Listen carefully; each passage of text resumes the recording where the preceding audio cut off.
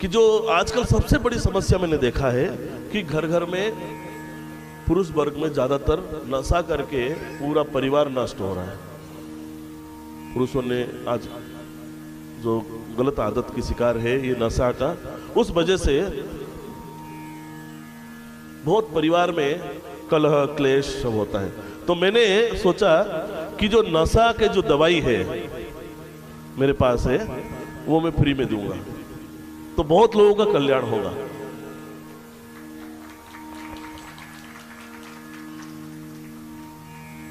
और मां लोगों को कह दूं वो जो फ्री में ले जाना, मगर जो नशा करते हैं उनको बिना बताकर सब्जी में डाल के खिला देना। आप बता के, अगर कोई सही में नशा छोड़ना चाहता है तो उसको वो कैप्सूल आता है, कैप्सूल खिला देना। और अगर नहीं छोड़ना चाहते हैं तो पीछे से जो परेशान है उनकी बातें कर रहा हूं, पीछे से कैप्सूल के अंदर जो पाउडर है उस कैप्सूल को खोलना, उस पाउडर को सब्जी में मिलाना, उनको पता भी नहीं चलेगा, उसमें कोई टेस्ट में बदलाव नहीं आएगा, उनको लगेगा मैं सब्जी खा रहा हूं। धीरे धीरे धीरे धीरे कब नशा छूट गया उनको पता नहीं चलेगा। तो ये एक मैंने जो है एक समाज का एक बहुत अच्छा कार्य जो है धन्वंतरी जी के आयुर्वेद के माध्यम से, ये आयुर्वेदिक है, कोई साइड इफेक्ट नहीं, कुछ नहीं। और जिनको आज जैसे थोड़ा उम्रदार जो हो जाते हैं, थोड़ा उम्र बढ़ जाता है, तो ये घुटनों का, कमर का, पीठ का दर्द होता है ना, जड़ों का दर्द होता है ना, तो जड़ों की दर्द के लिए या बात जिसको कहते हैं पैरालिसिस, बात रोग के लिए, गठियाबाई या कोई भी बात रोग जिनको हुआ है, एक रामबाण मेरे पास एक तेल है, उस तेल को ले जाना। मेरे दोनों गुड़िया जो है ना, जो बड़ी गुड़िया है जिसका नाम श्री है और श्रिया, श्री के नाम से, श्री हर्बल के नाम से वो लगा हुआ है, वहाँ पे एक स्टॉल लगा हुआ है, वहाँ पे वो तेल है, वो आप लगाना, जितना भी खतरनाक दर्द है वो ठीक हो जाएगा।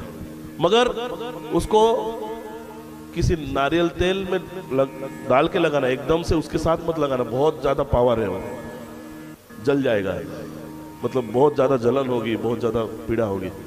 वो किसी तेल के साथ मिलाकर लगाना, तो कितनी भी दर्द है, कितना भी बड़ा भयंकर दर्द है, सब ठीक हो जाएगा।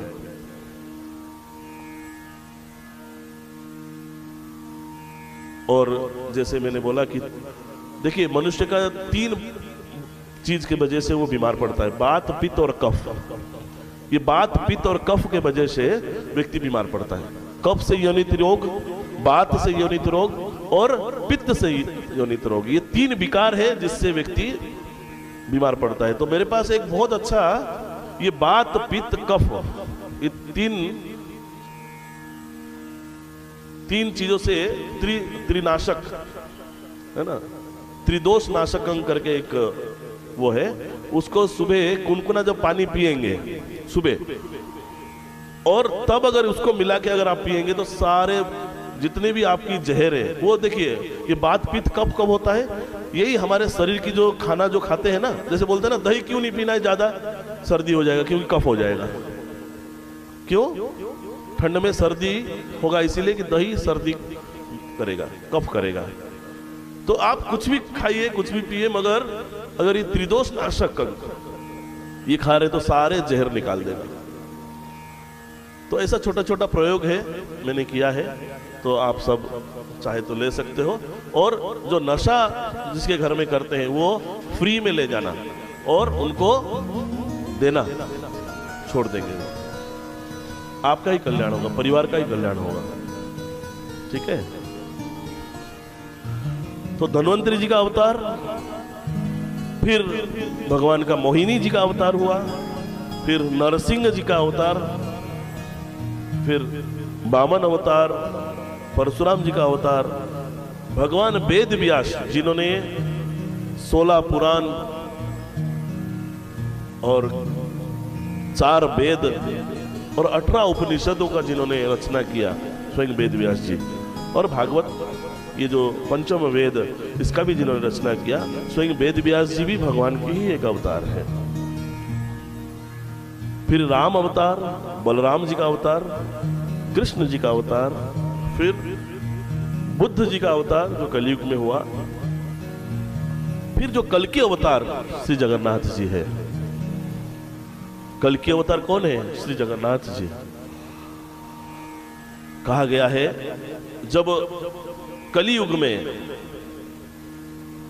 जब पाप बढ़ेगा तो स्वयं श्री जगन्नाथ जी सफेद घोड़े में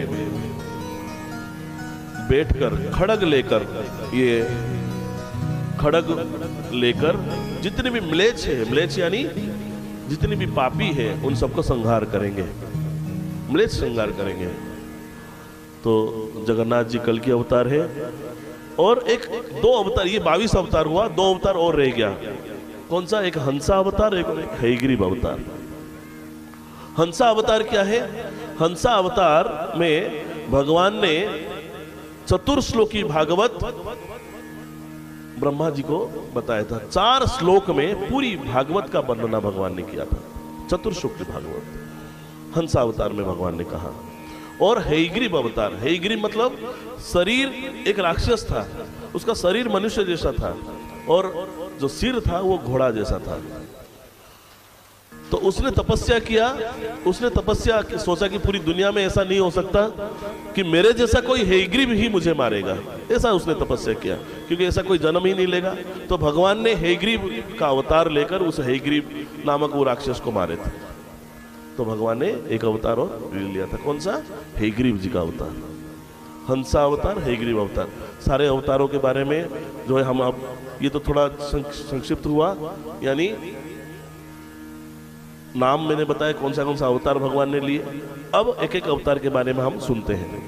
अब पहले हम सुनते हैं दत्तात्रेय जी के अवतार के बारे में।